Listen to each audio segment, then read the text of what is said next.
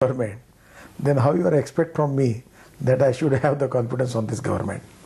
And the Prime Minister, the people have too much expectation from him, but today, the image of the Prime Minister is he's paralyzed. If there is no credibility, people within the government are unhappy. Is it time for the BJP as a single largest party after the out of the UPA fold to move a no confidence motion during the winter session? We will decide this strategy by taking confidence of other political party also, because there are some parties which are at the time of the voting, they may support Congress party because there is a mutual understanding between the Congress party and Bahujan Samaj Party and Samajwadi Party. Say, aren't you going to test parties like the DMK, parties like the Trinamool Congress, who have spoken against the government and are unhappy with the government, say for example the issue of price rise and inflation in the country? Aren't you planning to test the coalition UPA? And that's why the price rise is an important issue. But I want to clear one thing. This Mamata ji or their party, Trinamool Congress, DMK, NCP, they are also responsible for the price rise. They cannot blame only Congress party for that because they are part and parcel of the government of the UPA. Will you try to put the government in the dock through a resolution which will end in voting? Definitely.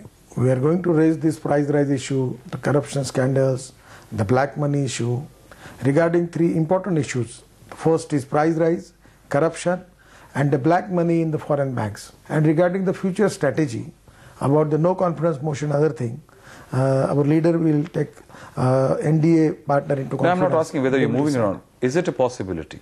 It is depending upon how much party is going to support us. But after consulting the other parties, and particularly the left parties also, then we can think about it. Do you think this coming parliament session is going to be very decisive? Because the government has planned a lot of important public-oriented bills. There is Food Security Bill, there is Land Acquisition Act, there is Judicial Accountability Bill, there is Lokpal Bill. These are vital bills that the government can push in and perhaps try to recover some ground. Do you think it's going to be decisive, or perhaps if it fails, then certainly the government is in trouble? Now the present situation of the government is such a situation that it is very difficult for the government to survive. The session is also about whether it runs smoothly or not.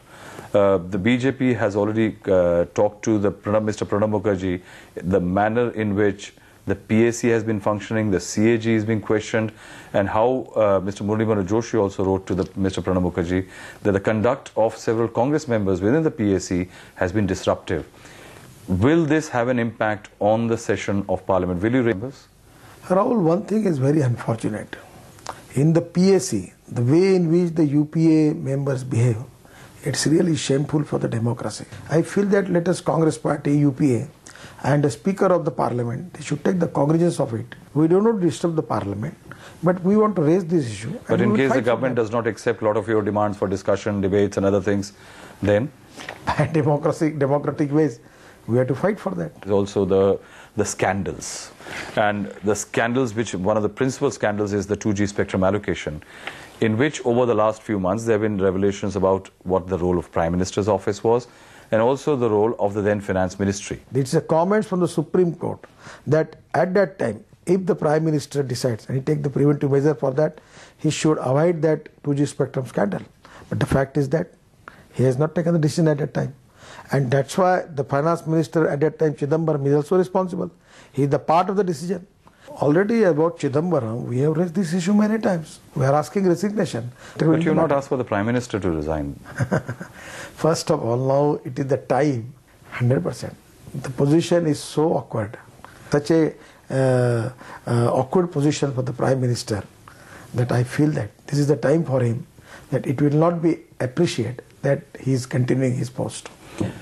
But how do you react to the fact that CBI has raided several telecom companies who benefited from decisions in the spectrum allocation taken during the NDA rule? CBI is a Congress Bureau of Investigation. The Congress party, they want to prove that, okay, we are involved in this scandal, so NDA is also involved in scandal. They want to defame NDA. Do you see something in the timing? Yes. Just a little while before the winter session? We have no problem because ultimately India is never involved in such scandals. If the India is involved in that scandal, at the time of that, why not Congress party raise this issue? Even cash for what it happens? Let us Prime Minister clear this thing to the people of India. Whether this all purchasing of the MPs, whether it is with his permission or without his permission. I want to ask this question to UPA chairperson Sonia. The indication is very clear from the Prime Minister that he says that he has nothing to do with it. Then who is responsible? Who is responsible? Who is the mastermind? Is it not a duty of the police? So a lot of bills are coming. Lokpal bill is perhaps a bill on which the BJP also is depending. The standing committee is looking at it. What if certain clauses are not what the BJP or what Anna Hazare had demanded? We have already discussed with Anna Hazare's team. There is no problem for us. And I feel that it's in the interest of the country and the democracy. There are a lot of differences within the standing committee on the Prime Minister's inclusion, also on the fact whether lower bureaucracy can be included. And we are expecting from the UPA and the Prime Ministers that they should find out the solutions. The last session belonged to Mr. Anna Hazare, and later the BJP, when it stepped in after your intervention, when he wrote openly that BJP supports Mr. Anna Hazare. But it seems in the winter session, again the focus will be on Lokpal and perhaps Mr. Anna Hazare. Now, in between, do you think this whole yatra which has happened carried out by Mr. L.K. Advani, isn't it also somewhere that perhaps your effort through this yatra will go a waste now? Not at all. This yatra, we have got tremendous response from the people because the atmosphere in the country is against this corruption and the scandals, against the price rise, against the black money issue. People support yatra. And the RSS, which eventually had doubts. No one had doubt. It is a unanimous decision of the party. Whatever the Anna Hazare movement build-up was, has the BJP benefited during this yatra from it? That the place of political party cannot be taken by the civil society or NGO or non-political organization.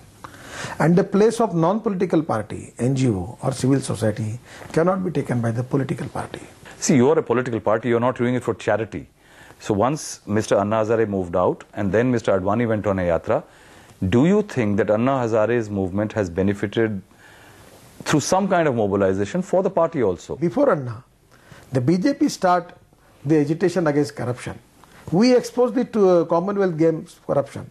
We exposed 2G spectrum first time in the parliament, both houses of the parliament. No, what I'm saying is different. I'm saying that has the Anna Hazare movement, has the BJP been able to mobilize people because of the initial efforts from Anna Hazare? From a social movement, has the BJP been able to convert it into political movement? That will decide perhaps what happens in elections in 2012 in Uttar 5 states and also in 2014. Because if you don't actually convert people's anger in a social movement into a political anger or political change, then it's a waste. The yatra was a waste. I feel that BJP is a political party. We have our strong organization. We are making agitation from last many years. And the situation is that it goes to Congress party and UPA. The way in which they are behaving and creating complication for the country and making one by one scandals. That's why the people are annoyed. So definitely we are getting the advantage of it. It may be helpful for us. But are you happy also with the kind of charges which are coming against Anna Hazare movement? At least his group should have kept their act clean. I am not satisfied. Even the charges which is leveled against the Anna's team, they are politically conspiracies there. A vindictive agenda is there. When the UP and Congress party feels the Ramdev is not listening them, when the Ramdev first time came into Delhi, 6 ministers received him giving red carpet treatment, call him Santa, and immediately after 6 days they call it Thug. So this is the strategy of the Congress party. They have vindictive politics. No, but people in social life who take up valuable causes like corruption, poverty and hunger, shouldn't their act be clean? Mr. Advani is leading a yatra.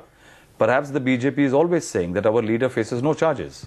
That is why he can raise the corruption charge. So similarly, Team Anna, which is raising expectation among people and raising hopes and aspirations among people for I feel that the charges which are leveled against the Anna's team, they are some technical problems, technical charges have raised by the Congress party and Digvijay Singh ji.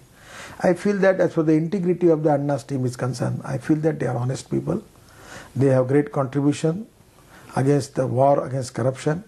And Kiran Bedi, I feel the Kejriwal, they are whatever, the people may have some ideological differences with them. But as far as their honesty and credibility is concerned, It is best. You mean to say they made small mistakes, but not corruption? Mistakes.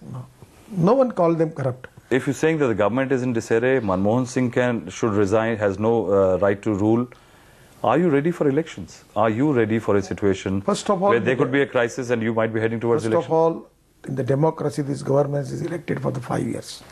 We don't want to destabilize and we don't want election.